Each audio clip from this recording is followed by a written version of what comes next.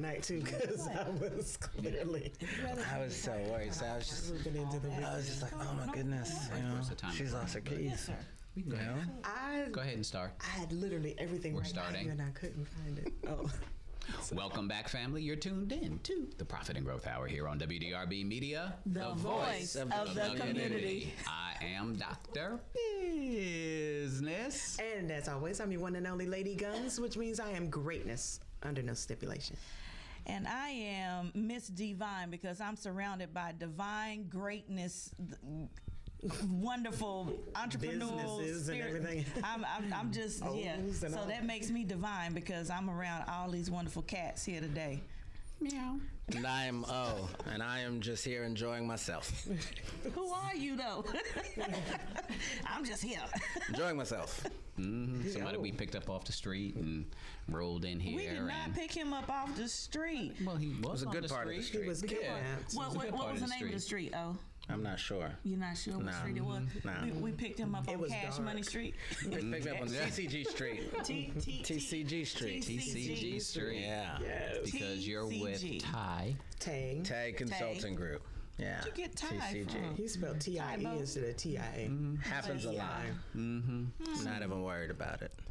And people can find you. People can find me on Instagram, on Facebook at TEI Consulting Group. That is TEI Consulting Group, and that is with 2 G's. 2 G's, baby. Yep. 2 G's. And they can hear you through iHeartRadio on Thursdays? Yes, on Thursdays at 9 a.m. Eastern Time. And that's going to be TCG Radio.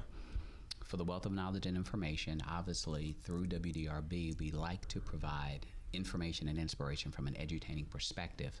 So we're always looking for creative, innovative individuals that think outside of the box to be able to share their wealth of knowledge and information.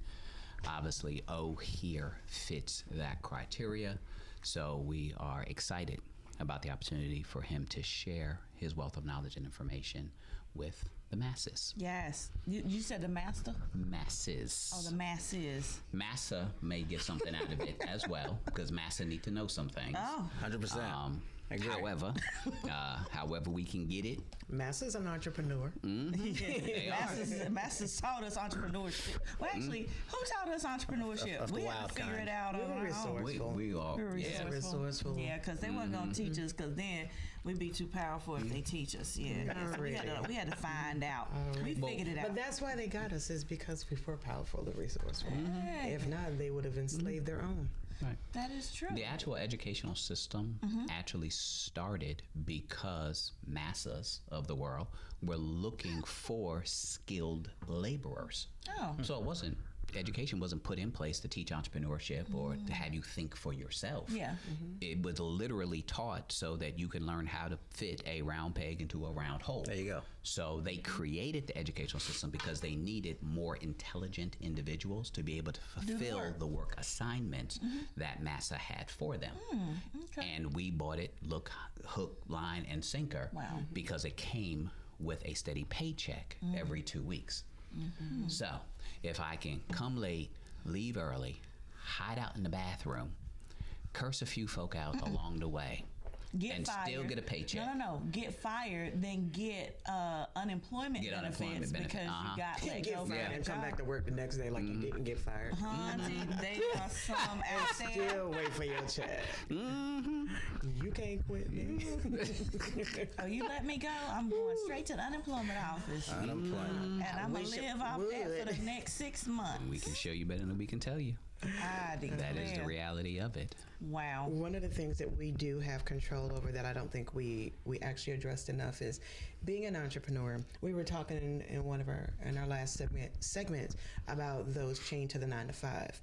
Some people belong in a 9 to 5. 100%. I agree. They require that. Stay there. They require that regimented routine. Structure. They don't have the ability to be self-starters or, generate their own. Entrepreneurship needs the 9 to 5ers. Of course. Absolutely, and that's what I was going to say. We're out of place. But as entrepreneurs, our responsibility is to not have a massive mentality. Literally, with my organization, with the people that I work with, my entire focus is getting them to their next level. Because if you get to your next level, I'm actually going. Dr. Biz often says when one ship in a harbor goes up, we all go up. So it is mandatory that my employees come in and they experience the level of respect that I want to receive, that they are in turn giving that to the potential clients, that they're not sitting in the car with resting bee face, because they're mad and ticked off and whatever. And I think at a certain point, some entrepreneurs actually forget that that is a part of their job responsibility. They've just enjoying the benefits of it so much that they actually forget, I might need to do a self-check on my people and see how they're doing. I can't remember where it was, but I was talking to somebody about the rotating door, and they have 100% turnover rate. The average time. Jeez. The average, it's Coca-Cola, and it's one of their departments. And literally the tenure time may be 10 weeks before that person quits. What is Coca-Cola doing? Like, No. Understand that there are some systems are strategically designed to work that way. There aren't positions out there where we want you in this position for 30 years. Right. That ain't the case. But 10 we weeks. need a round peg into a round hole. It takes no thought. It takes no ingenuity, no creativity, no nothing. I just need a pair of two hands, here to here, here to here, and after 10 weeks, anybody would get burnt out. They know that. They understand that. And guess what? 10 weeks later, here's your check, and we're bringing somebody else in who needs a temporary check. Here to here, here to here. The system is specifically designed, but the people who come in the door know that. It ain't new. They ain't saying, ooh, I'm going to put this round peg in this round hole for the next 30 years. They know that they're waiting for 25 cents more an hour across the street. So as they buy their time, they're here to get a temporary check because they need to put gas in the car and baby needs a new pair of shoes, and then you out the door. Everybody knows that, and everybody's comfortable with that, and that's fine because that's needed in certain situations. what if they don't have a baby, so the baby don't need a new pair of shoes? Then They need a new pair of then they shoes. need a new pair of shoes. Right. Somebody gonna need something. Right. And that's the reason why people accept minimum wage.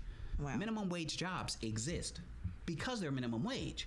But ain't nobody gonna stay at minimum wage. And the next time you get a quarter an hour bump someplace else, you're out the door. And you should be out That the is door. so sad. But is the that all system people is want set out up. of life?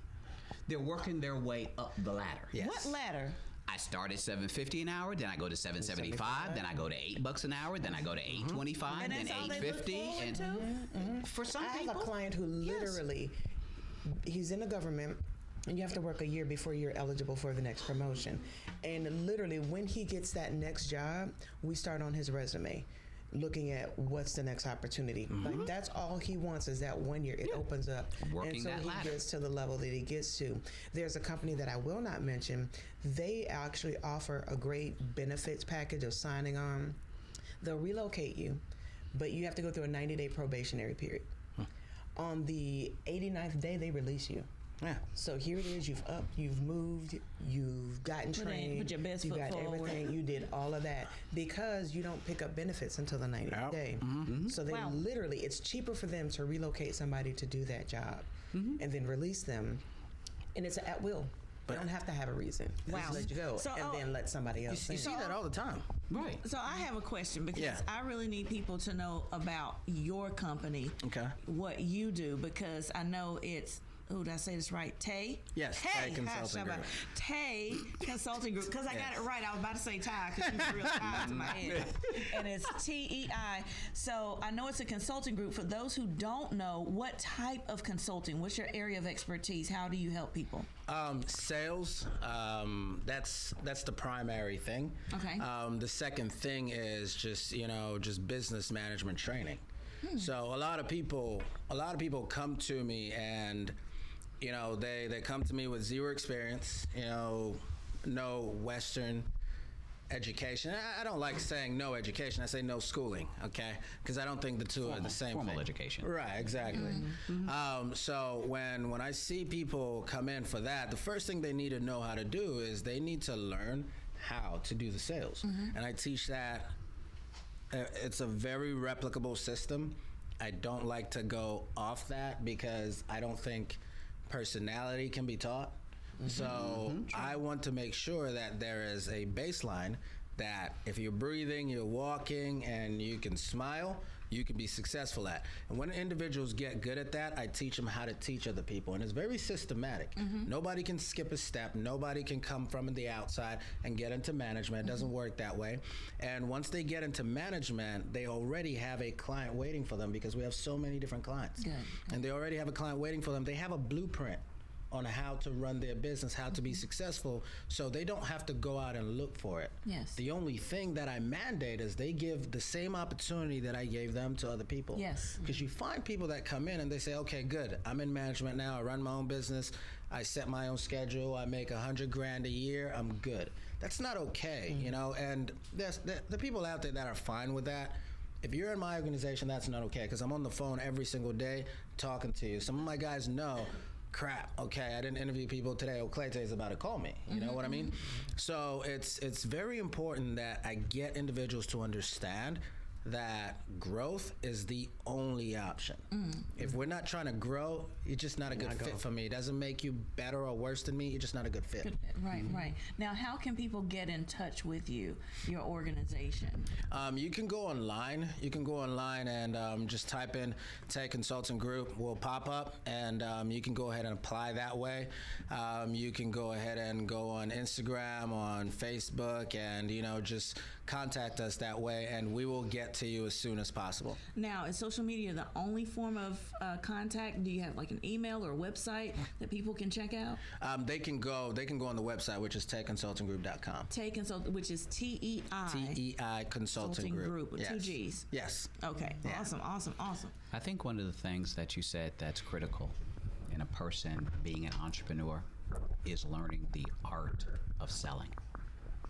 Everybody out there has a gift, has a talent. I'm the best web developer in the world. I'm the best graphic designer. I'm the best photographer in the world. I'm the best personal trainer in the world. I am the best photographer in the world. But if nobody knows about it, and if you can't sell yourself, and if you can't take your best and convert it into cash, who cares? Right. Because all you're doing is preaching to the choir, preaching to yourself, and you got a whole garage full of product that you can't move. So learning how to sell yourself and then learning how to sell your product or your service is critical to any entrepreneur's success, because everybody has the widget. You just got to be able to sell the widget. And if you can't sell the widget, you're going to go broke. That brings me to my next question for O. Give us one way, one example, how someone can sell themselves. Prostitution. Well, it's the oldest form, right? It is the oldest It's the oldest form. Yes. And I'll We're back. I'll give you an example. But just to go off what Dr. Biz said, I'll tell you a quick story here. When I was growing up, my parents always said, "Oh, Okletey, why aren't you reading like your cousin?" And I was always outside playing soccer because that was my dream. I wanted to play soccer. And I remember, my cousin getting all the, praise and all that stuff. And he was very scientific. And we're really close today. And he was very scientific, But you very didn't like him when you were intelligent. younger. No, none of us did. It was two families. Except the other smart people. Yeah, I'm it's sure they two appreciate families, it. 3 boys each. Right. You had Just 5 setting boys the out there playing stage. soccer, and he's over there on the dining room table just reading all the time, making all of us look bad, So, I remember I was about 9 years old, and I was banished to the dining room table to read. And, I'm reading with him. Torture. And he tells me, he's like, you know what, you should read some more, blah, blah, blah. And he knows all this thing. And I'm 9 years old at this point. My dad had always been an entrepreneur. And I said, listen, you can make whatever you make in the lab and all that stuff. But I guarantee you, your brother and me will be the ones selling that stuff and giving you a portion of that. You got it. And I had just seen my dad, do insurance and sell insurance. And I saw people that, would underwrite all this stuff. But my dad was the one who was writing their checks. So I had seen that since I was born. So for me, it was just me lashing out, but subconsciously, I knew I was right, So 100%, I completely agree. It's, how you're presenting it. Now, to answer your question, give an example of how you can sell yourself. Well, the first thing is you got to believe it, right? You have to believe that you have something to say, something to offer. Confidence.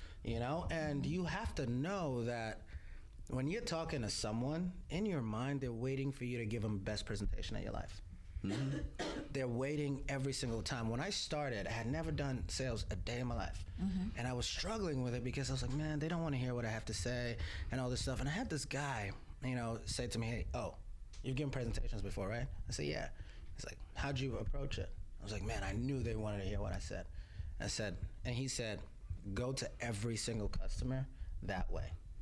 And I went from making maybe $600 in sales to $1,300, $1,400, $1,700 in sales. I was an entry level.